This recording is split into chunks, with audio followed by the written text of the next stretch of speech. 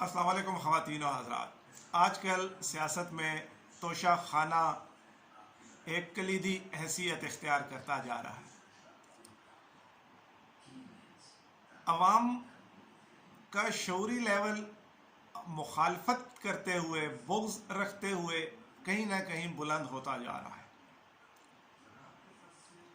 किसी को नहीं मालूम था कि तोशा खाना क्या होता है, क्या नहीं होता। ख़बरें तो खैर पढ़ते हैं। इस वक्त भी अदालतों में हमारे माजी के हुक्मरानों के तोशा खाना रेफरेंस और केसेस मौजूद हैं, चल रहे हैं। लेकिन ज़ाहिर है अदालतों में केसेस जिस रफ्तार से चलते हैं उससे मैं और आप वाकिफ़ हैं। कभी कभी रात को भी चलते हैं, लेकिन बहरहाल मजमूई तौर पर बहुत आहिस्ता से चलते हैं। कतई नज़र इससे कि तोशा खाना के कवानीन क्या हैं, उसके रूल्स और प्रोसीजर्स क्या हैं, क्या हमारे हुक्मरान उन रूल्स और प्रोसीजर को तोड़ने के मुर्तकिब होते रहे हैं। आइए हम इसके अखलाकी पहलू को डिस्कस करते हैं। हम जिन लोगों को हुक्मरान बनाते आ रहे हैं, या यूं कह लें कि वो लोग जो हम पर हुक्मरान रहे हैं या हैं, ये अशराफिया की उस क्लास से ताल्लुक़ रखते हैं जो मुंह में सोने का चमचा लेकर पैदा होते हैं। दुनियावी नेमतों की लिस्ट बना लें तो शायद ही कोई चीज़ ऐसी हो जो उनके पास ना हो। हैरत है कि इस लेवल पे होते हुए अरबों खरबों की जायदादों के मालिक ये लोग आखिर इन तोशा खाना के जो इनको तोहफ़ मिले होते हैं उसमें इनकी राल क्यों टपक पड़ती है। क्या ये अखलाकी तौर पर इतने गए गुजरे हैं अक्रॉस द बोर्ड? क्योंकि यहाँ पे कानून, रूल्स और प्रोसीजर मानी नहीं रखते।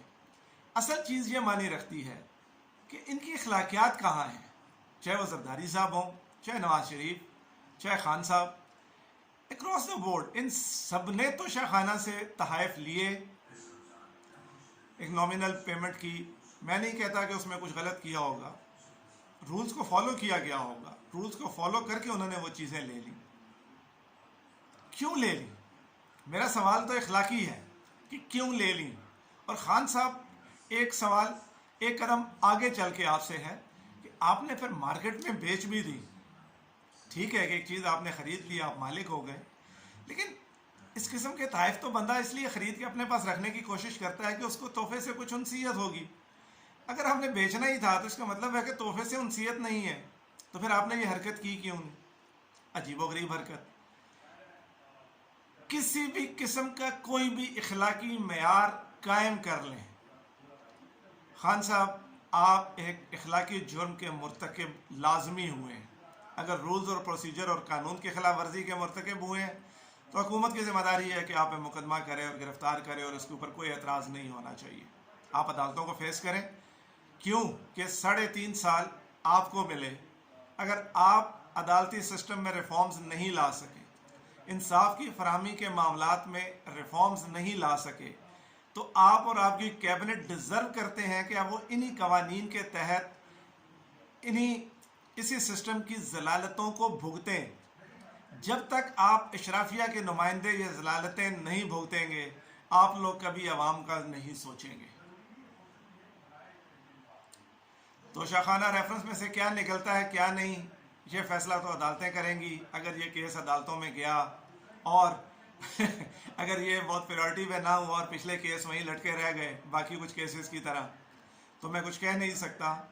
लेकिन अगर ये फैसला आपके हक में भी हो जाए, बाकी हुक्मरानों के हक में भी हो जाए, तब भी आप लोग किसी किस्म के इखलाकी जवाज़ से बिल्कुल महरूम हैं, बिल्कुल महरूम हैं।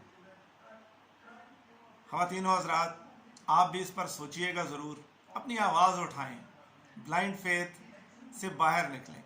जिनको आप फॉलो करते हैं उनसे सवाल करने की आदत डालें। सवाल करने का हरगिज़ मतलब ये नहीं कि आप अपनी सपोर्ट जो है वो उनसे हटा रहे हैं और उनके मुकाबले में किसी और बुरे को सपोर्ट कर रहे हैं। नहीं, सपोर्ट करें, अपने लीडर को सपोर्ट करें, पर उससे सवाल करें, सवाल की आदत डालें। جب تک آپ اپنے لیڈر کو اپنے سامنے جواب دہ نہیں بنائیں گے آپ کی متاع لٹتی رہے گی۔ اللہ تعالیٰ میرا آپ کا ہم سب کا حامی و ناصر ہو۔ پاکستان زندہ باد۔